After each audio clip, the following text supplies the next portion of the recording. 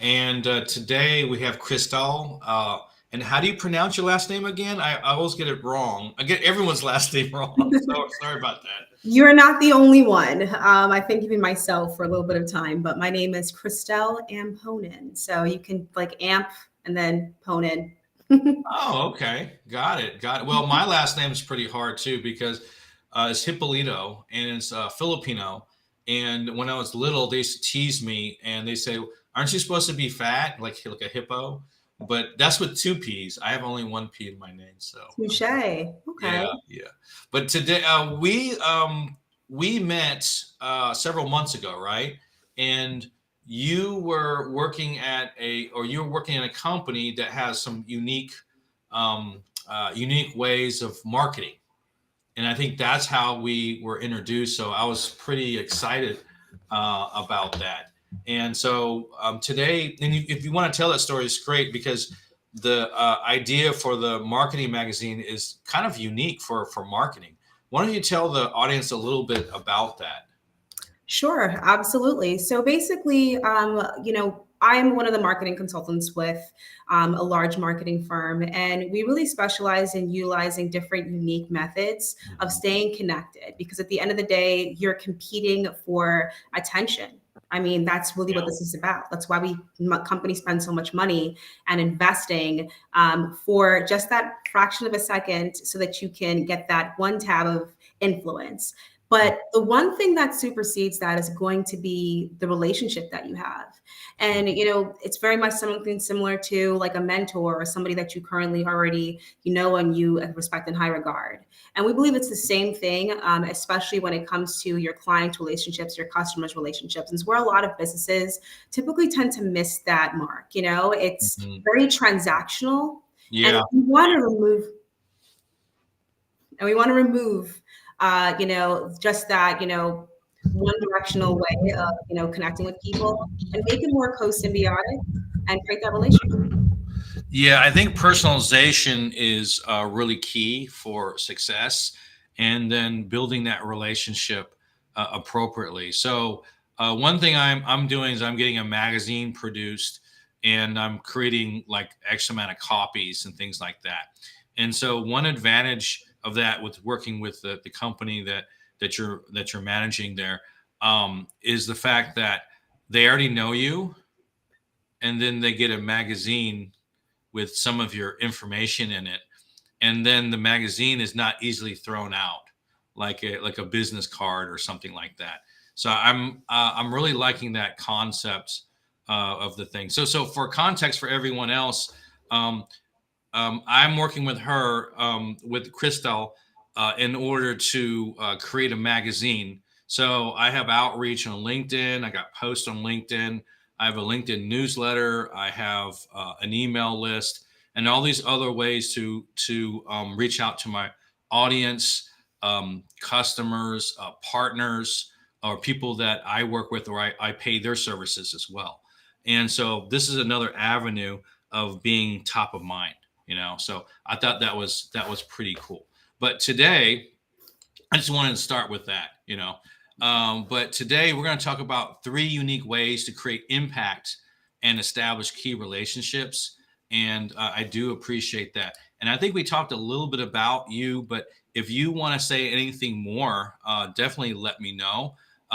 Definitely have at it. Yeah, well, I've been doing sales and marketing since college, but really started seriously over the past 10 years. It's become a passion. I think sometimes you get into industries and it isn't, but I definitely love the psychology. I love being able to help people connect with people and really just see what their needs are. And so I've been very fortunate to find a really great home, but also meet so many amazing people, different businesses, and that's how you and I met. Yeah, yeah, you're very personable, very good at sales, and I'm not good at sales. I, I'm more about engagement and just getting to know the person. And so what I do is, they just ask me what I do, and I say, "Oh, I do this stuff. If you want to talk about this, it's a separate meeting." So I usually separate it out. But you laid it out very, very keenly from the beginning, and I thought that was pretty strong, a very powerful way of doing that. And I have a sales partner, and Catherine Nunez, and she does a lot of that stuff. So I'm usually the face. I'm usually the guy that runs the show. I'm the Mhm. technical guy, the guy that solves the problems, but I am not like the sales component on it. So those things are a little bit difficult for me. Matter of fact, it was so difficult because I was getting all these meetings. I had to figure a way to reduce my meetings. So I was getting like 40 or 50 meetings to solve these problems. And I wasn't really making money off it, to be honest with you. And I was Mhm. thinking, how can I serve these people but not absorb all my time? And we created a system where we just have meetings Tuesdays and Thursdays and a few on Wednesdays, just to reduce the meetings and have those meet and greets and solve those immediate issues. And then if it's business, we push it to another meeting. That way there's no pressure, and the people get the answers they need, to move forward. So the three areas we're talking about here, that you want to talk about is host an interactive event, launch a collaborative project, and then volunteer for a cause. Let's talk about that. When you talk about hosting an interactive event, what type of events have you hosted, and what ideas do you have for that? Great question. Thank you for that. And don't sell yourself short on, not being like a sales expert or anything like that. I think it's really about conviction, and you have that. And so, really the idea behind hosting an interactive event is that now with everything going virtual, you can capitalize on people that are local to your city, or Mhm. in your community close by, your neighborhood. And you can also move that online and reach even more people. And that's where you can create, not only different types of digital assets for yourself, but really create a collective goal for the group. So you're Um, talking about having like a local event with an interactive component? Is that what you're? So yeah, tell us about that, because I like the idea. I just don't know the details on how to make it happen. And I know that the audience would love to hear some of that. So, for example, a little while ago, I had traveled with one of my mentors, and we had done this, excursion, this trip. It was a travel program. But Mhm. what I thought was really unique is that it wasn't intention. The intention wasn't to, hitch entirely, right? I think we go to these networking events, we want to connect, but we find Yeah, ourselves being sold to. yeah. Whereas this, it was like, do not talk business. You are not allowed to have Mhm. fun. And so you were just connecting with the fact that you have like minds. Mhm. And then at the end, we did this kind of a reverse mentoring workshop. And so what that would do is that we would, and he's, mind you, the guru. So he was learning from us at this point. And it's really a great way to see, what somebody's chops are, but really just share what we all have to offer. This could be a mixed match of maybe setting aside some time to do different breakout room sessions, maybe Mhm. one-on-one conversations, pairing people up, panel discussions. You can So include. if you would set up an interactive event, you would set up in a local place, and then you would have an online component. So would you have like a live Zoom or a StreamYard or live or something like that playing actually at the event? I definitely think that has its advantages. If Okay. it's something for maybe VIP, clients or people you're looking to keep this, kind of like an intimate setting, you can Mhm. always still record that and have that content available. I think always content's always going to be king, but Mhm. you can do a myriad of both.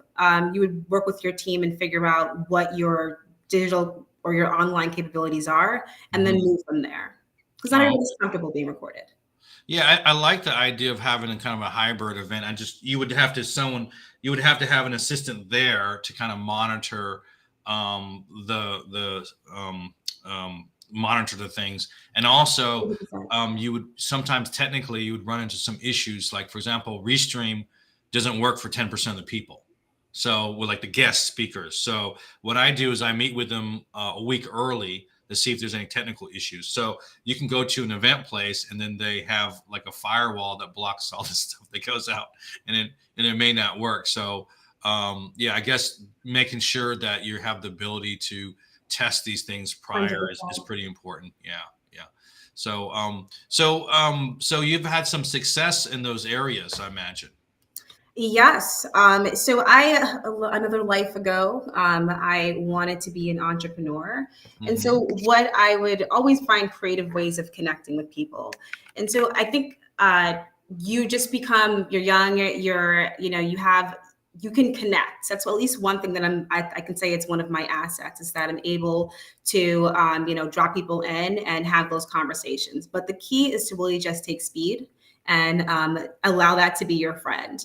A lot of times people give you an idea and you may drag on that. And so where I found that it was beneficial is that I would just say, hey, let's get together. And in the beginning, it could be maybe you're doing something like a cultural exchange. Maybe you want to do like a cooking class, or you want to share the differences. Um, one event that I went to was actually designed to share our different cultural experiences Oh, okay. in the neighborhood. How'd you build it? Did you use like years ago they had Meetup? I guess that's still That's there. that's what I Is use. that Yeah, still thing? Is that's a thing still? And it is. I just don't get out as much because of the pandemic. And I'm a single father, so I have to plan way ahead, right? And so I think it's a great idea because people want to go out. They want to actually meet real people for a real reason, you know. But if you, besides Meetup, do you have any particular platforms that you would want to market that to? Is Facebook good at doing those things? I'm not sure. Facebook is excellent. I think everybody, it's the largest global platform that you can Hmm. reach pretty much anybody, Hmm. past or present, and they're currently connected to you. Facebook is always, checks the box. I think any of the major social media platforms, TikTok is really great for getting a lot of organic, people that are close to you because initially it posts that's close to geographically where you're located. So if Hmm. people are Oh, interested, and if there is interest, then they'll engage with your posts, which boosts it to a larger demographic. And that's how, when you go viral, you're being seen by tons and tons of people. so you try to use a multi-prong approach, and then push it to the video or push it to wherever you want, and do that. And as a, I guess another thing you could probably do on some of these meetups is go to an existing group that has some similar interests and pitch them for the meetup, and then have them do the hard work, and you just support it, use their group to and because, for example, if you are into creating, like I'm in creating systems, right? I do personalization and automation, for conversion. And so there might be a lot of business people saying, you know what, we need to drive business on LinkedIn, but we don't want to come off salesy. How do I add some personality to it? And so if that was the case, I might find like business people or marketing people. I'm making it up, marketing people, and go to a meetup group that has some of those same individuals. Yeah, I would Well, guess. just to kind of throw out some, other ideas. I know Craigslist maybe sounds super dated, for you and I, Is but that existing still? I'm so it under a rock. still I don't exists. even. It still exists. You can also start your own Discord group. A lot of younger people are on there. So if you're looking to Mhm. mix things up with the demographic, you can. WhatsApp is really great if you know a lot of people that are in different countries because you can really Mhm. create those communities there. Telegram is great. Anywhere where you can, centralize a lot of people for your general message and disseminate that, I think Mhm. is great. You always want to have one major hub to draw people to you from where you're meeting Mhm. them in local areas. This can be your reach out to your local chamber of commerce, find people that are Oh, that's a good idea. buyers, Mhm. also in your neighborhood. You can even go to, there was one opportunity that I had. So I moved and I didn't know anybody, any local business centers, community centers. They always know where people are, especially if you've never left your house in the past couple of years and now you're having to. It's like Um, driving around like, I don't know where I'm at. Exactly. And that will really help you, just kind of get your feet wet, getting used to meeting new people. But Yeah. Meetup is also a great tool. Reddit. secret sauce is going on Really? Reddit. You will find tons of people like-minded that are looking to where you want to go. And then also you have the smaller connections. If you're looking to connect with more business owners, Yeah. So you have the more of the business end, but you have the more, there's a larger social, I would imagine, right? So like, I don't know, single men over whatever, or people that like knitting, or people that are in sports or something like that, right? well, I think it's a two-pronged approach because you want to find out what your ideal, the person you're looking to connect with, what's their avatar? Is it Yeah. like more of a mindset thing that we're connecting with? Is it our social initiatives? And then you also want to find out the lifestyle of those people. Where do they hang out? Everybody has a different watering hole. Yeah, and Atlanta is usually there's some downtown areas, but Buckhead is really known for in Atlanta. Buckhead is really known for a lot of stuff. So they even have the Buckhead Club that you have to pay to be part of the club there, and so that's usually the socialite, so to speak, of the audience over there. But yeah, you do want to mix it up because I find that some of the events are purely social, and then it's just selling is really taboo, right? When they get to know, or someone will come up and say, "Oh yeah, I do that," and they don't do it, and Mhm. so there's a lot of, sometimes there's some fluff in there that doesn't really translate into a genuine relationship. So that's one of the things I'm really worried about. It's like, well, if I'm talking to someone and they're full of fluff, it's like, what am I doing here? So Mm. I would think that finding events that really resonate to you as a person is going to be my priority, because I always want to work with like genuine people, even if I'm not doing business with them. Usually business is the last thing on my mind.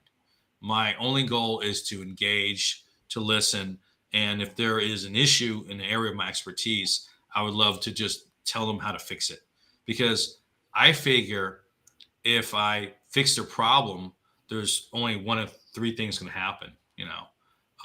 Number one, you put out good energy in the universe. Mm. He's happy, you're happy. It was a nice time. You're having drinks or whatever. Number two, they can send a recommendation.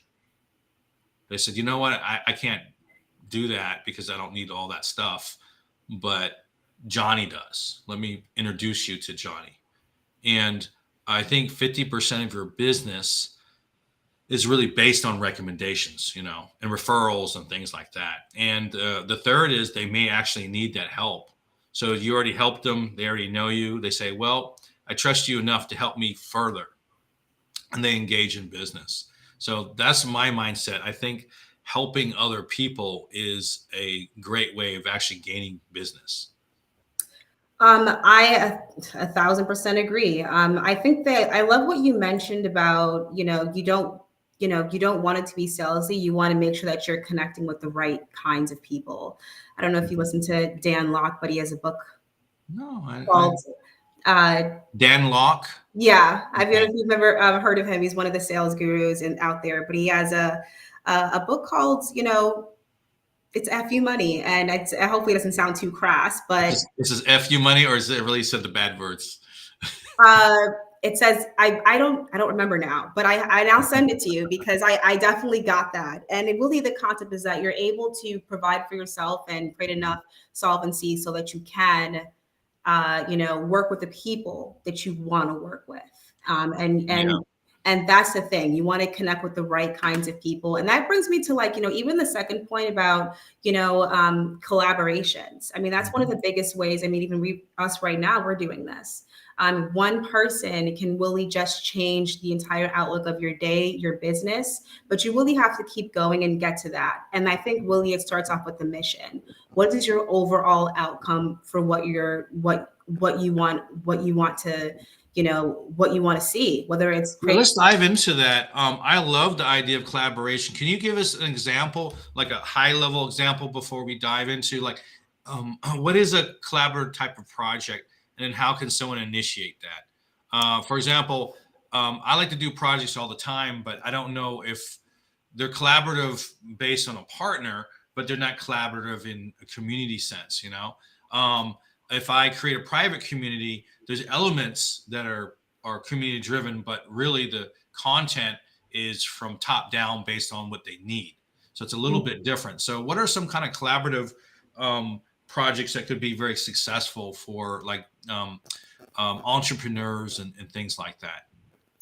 Really, what your ultimate mission is, I think when people are collaborating, there's always somebody that may be a little bit more ahead of where, of the initial person, and they want somebody that they want to see themselves where they want to be, in the future. And you need to have that. You need to have people, there's going to be kind of like a spectrum.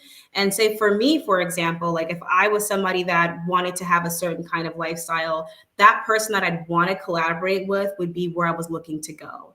And of course, Okay, I that's see what you're saying. So you're looking for like, how do I get people that are like minded where I can advance my social skills, my financial skills, my business skills, my lifestyle, all those things I can learn from someone and vice versa. So you want to model yourself after other people are successful and learn from them and pair up.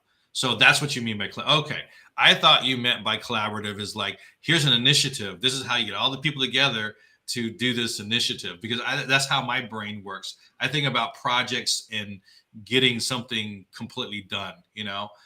For example, we have a newer client, and he is a developer, right? And we've created through another developer a system that does that sends videos, native videos through LinkedIn. It may sound obtuse, but basically the conversion rate's really high, right? And people want a high conversion rate on LinkedIn, right? And so we create this one component, but we said, you know what can we do with this component? And so I mentioned to the new client that has a development company, he says, well, we could tie that into an API to this other company that has 20,000 members already. They're already paying for that service. And so to me, that's a collaborative conversation, because we're taking an idea and then we're saying, how can we help a lot of people and make a lot of money doing it? And so those are the type of collaborations I think are really awesome, because it's exciting.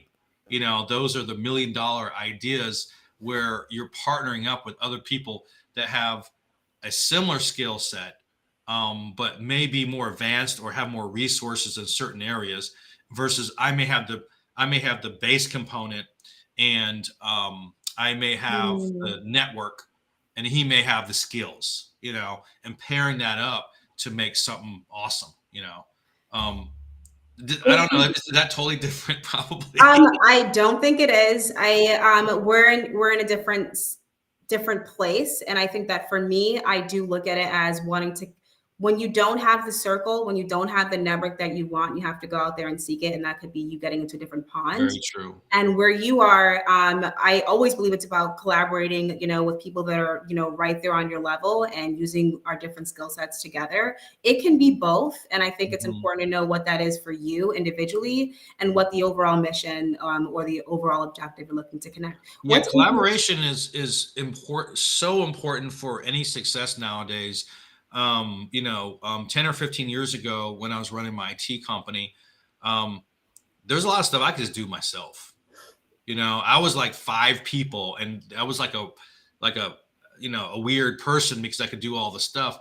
But now I can't do it, because it's more complicated than it used to be. And it takes like a team of people to get stuff done. So there's a lot of stuff you can do by yourself, but I would say that in order to be extremely, successful, you have to partner with the right people that you trust. And they say know, like, and trust, right? That's the thing that they say. And it's true. If you know, like, and trust them, and you're making money together, and you step up that ladder, that trust is pretty strong. So it's harder to break that trust or someone to get in between it. If everyone is on the same page, they're helping each other. My partner, for example, we created the Now Society. Matter of fact, Lisa, if you can, put the link in the chat for the Now Society. We have a waiting list on that, and we said, well, we have all these meetings. How do we funnel them down into people that are interested in a group where we can help them individually or help them as a group. And so how do we have this? We have this problem that could be a potential solution, you know. Mhm. So that's one thing I was thinking about, and I couldn't have done it without my partner. You know, we're still building it. So we have a waiting list of about, I don't know, about 100 people on it already, and creating a site, creating a place, creating material for them, and all that. And then later on, we'll end up having a what they call uh, a mastermind group out of that. And so, and if you think about business, a lot of times your services might be here and the person wants it, but they don't have the understanding. They're not ready for that. So you can't offer that to them because they wouldn't know what to do with the booking meetings or anything like that, you know. So you have to educate them, offer them value, have them to get to know you, and then create some kind of vertical where you can be, you know, closer to that. I think the third one is you said here, that's the second one, collaborative project. Correct. I think collaborative projects overall are about intention. Mm-hmm. Really just making sure that, I don't think there's anything wrong with co-symbiotic relationships. I think we should get something as we give something. And that's the biggest Yeah, thing. If you are passionate true. about the environment and you want to do a green initiative or you want to create any kind of program, that way you can connect. And like you said, it's either going to be an upward trajectory as far as connecting with people, or it's going to be more Yeah, um, lateral. Um, lateral or linear as far as yeah, connecting. linear. I would caution people though. So if you're going to put into something, you have to get something out of it. And it sounds selfish, but it could be personal. It could be something that makes you feel good. It's something that helps along with your morals or your standards, or it could be financial, you know? And Mhm. so one thing that I found very quickly is I help people, you know, get projects and work and all this other stuff. And I was handing out these potential deals to other people, and they were never sending me work. And I said, that's not a good collaborative arrangement at all. Nope. You know? And I said, you got like 4 project guys. I haven't seen it. I said, you haven't sent me anything. And so finding the people with the right mindset is really important, you know? So if I'm sending you 4 projects and you're making a killing on it, well, I mean, like look after me, you know, a little bit. Like maybe you could, you know, look after my network, or maybe you could provide, even if it wasn't for me, there's got to be there's got to be a good recoil on the other side to make everything worth it. Because if the people are not working together for a particular goal, you end up burning yourself up and being that good Samaritan that no one Yeah. respects. So you have that, they have to have that respect for you, and that in that ingenuity to really provide value, you know, to what you're doing there, you know. One hand should definitely wash the other. And you can always pivot when you feel like it's not a good fit for what you initially were looking for. Oh But I yeah, you develop, you grow in different directions, and not like you're growing out of it, but you're heading in different directions sometimes, and you got to be aware of that. One thing I know nothing about is volunteering for a cause. oh, And Atlanta, I tried to do this in Atlanta, and it required all this background check and everything and all that for to help out. And I said, oh, this is too much. So I know that some places are much easier to do that, but let's talk about that, and then how can that contribute to not just the social well-being, but your own, and even networking. first and foremost, there are so many places in your community that you can, volunteer at.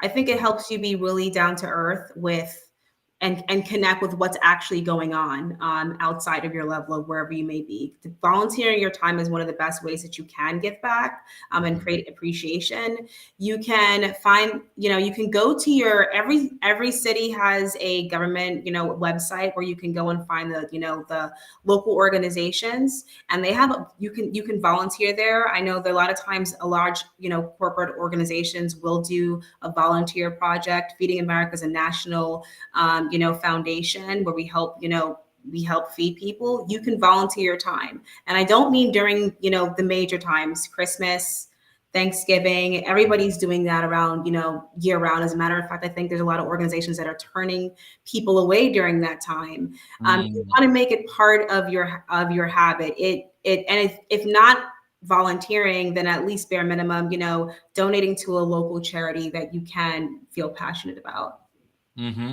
I remember back in the day they had something like Big Brothers and stuff where because there's a lot of single parents, right? And I'm one of them, so I don't really need a big brother.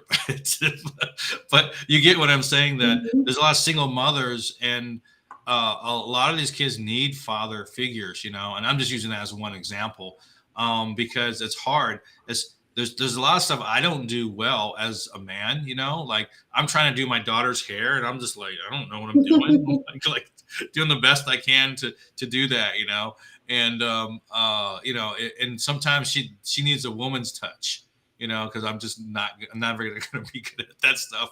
I'll do it, but it just kind of doesn't quite look right. Yes. It's just like your dad made this, did it?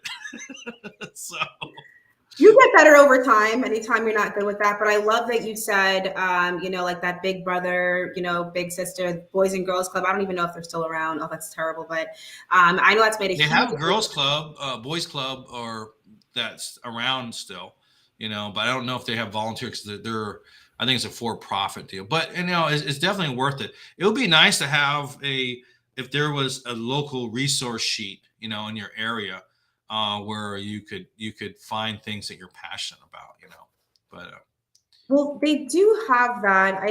If you go to your local, community centers, they know tons and tons of people that are connected in that individual city, decision makers, people that, maybe pass laws, and they can always direct you where you're looking to go. And also, if you need assistance for other people, friends that you may know, it doesn't always have to be for you, but you can be that advocate for that person. You can simply just do a Google search. If you're not a Google person, you can do Bing, whatever the case is. You can, just find out, local charities in your area. The Bing is coming back because of they have a Chat GPT hookup now, right? That's why Bing is coming back. Really? Yeah, so that's their challenging Google, by the way. Sorry, it has nothing to do with a conversation. No, we can go down that rabbit hole definitely another day on a deeper level. But well, shout out to Bing. I think I was on there for a minute and I've been roasted, and now I'm a Google person. But you're roasted? What do you mean? What happened? It's not cool. I'm always the person without the cool sneakers, the cool look, but it's okay. I don't mind being at the forefront of innovation, even if it's not cool at that time. Volunteering, I've seen it, really just pay dividends on my own personal life. If you did maybe even a challenge looking at different, shelters in your area, different churches partner with different organizations as well. You can reach out to them and find out, where can I volunteer my time? Just asking, and it helps. It may not be what you. I have someone I'm connected with. Oh, I can't remember her name off the top of my head, but she has something called Helping Folk. And she does, and she's from, I want to say, somewhere in the UK, and came to here to Atlanta, and she's actually helping homeless people and she has these huge events and stuff. She's doing fantastic. So I'm gonna connect with her because she obviously knows how to, she has that whole network of great people, and you can tell on her post, everyone's smiling like, oh, I want to be part of that. You know what I mean? Really contribute on that stuff. So a lot of the social initiatives will not just help your soul, but they will help your business because you end up being more empathetic. Is that the right word? That is the right word. that type of person, and people recognize you. So working from home or your office or whatever is cool and everything, but yeah, we definitely need to get out and talk to real people, and meet those individuals. Any last words of wisdom? Wisdom. Yeah, you seem kind of wise. I? Okay, I'm gonna take that. I'm not gonna not take your compliments, people. Always accept your compliments. That's my point five version of wisdom. But really, at the end of the day, you want to get out there and not hold yourself back from any opportunities. All of these are just tools in your arsenal to give you confidence, to give you conviction, to give you, that checkbox of, I'm taking action towards what I really want. And it's the Yeah, same thing yeah. virtually or in person. And it's the same thing with following up with people after you make these connections. I think that's the biggest takeaway that, we can talk about, ideas and reaching out to people, but it's really about maintaining that connection and creating a relationship. You create the Mhm. impact with the activities, you maintain outreach, right? It's should be both ways. Hi, how are you? How are you doing? But most importantly, you maintain that throughout, and then you can get, the ROI long term down the line. Yeah, I think everything is relationship based. And I am an introvert by nature. And so Same. one reason I have the show is because I'm an introvert. I'm not very good at I'm good at with small groups and things like that, but Mhm.